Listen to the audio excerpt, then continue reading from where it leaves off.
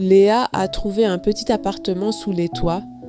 C'est le mois de mai et il fait doux. L'immeuble est vieux et se trouve au centre de la ville. Il n'y a pas d'ascenseur. Léa monte 5 étages avec ses valises. Elle s'arrête souvent pour respirer. Enfin, elle arrive devant sa porte. La clé tourne et la porte s'ouvre lentement. L'appartement est très petit, mais Léa sourit. Le plafond est bas et un peu penché. Il y a une seule fenêtre de toit.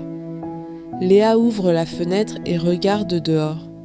Elle voit les toits gris de toute la ville. Le soleil du soir donne une belle lumière orange.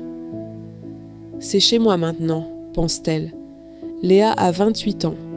Avant, elle habitait chez ses parents, à la campagne. Maintenant, elle travaille dans une librairie. Elle aime les livres et le café chaud. Le premier soir, l'appartement est presque vide. Il y a seulement un lit et une petite table. Léa a mangé du pain et du fromage, puis elle s'est couchée, fatiguée mais heureuse. Le matin, un bruit doux la réveille. Des pigeons marchent sur le toit. Léa rit et se lève. Elle prépare un café et regarde par la fenêtre. Le ciel est bleu et clair. Pendant la semaine, Léa a acheté des choses. Elle a trouvé une chaise dans un magasin d'occasion. Elle a aussi acheté des plantes vertes. Elle les a posées près de la fenêtre. Peu à peu, l'appartement devient plus chaud. Un jour, quelqu'un frappe à la porte. C'est une vieille dame, sa voisine. Elle s'appelle Madame Rivet.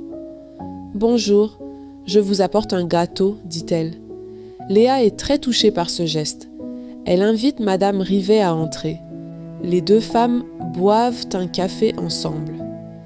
Madame Rivet habite ici depuis 40 ans. « Ce quartier est calme le soir, explique-t-elle. Vous allez être bien ici. » Léa écoute ces histoires avec plaisir. Le soir, Léa range ses livres sur une étagère. Elle allume une petite lampe jaune. La lumière est douce et agréable. Elle s'assoit sous la fenêtre et lit un peu. Dehors, la ville fait un bruit léger. Une voiture passe, puis le silence revient. Léa se sent enfin chez elle. Le week-end, elle a ouvert grand la fenêtre. L'air du printemps est entré dans la pièce. Elle a mis de la musique douce. Elle a dansé seule, pieds nus. L'appartement est petit, c'est vrai. Mais pour Léa, il est parfait.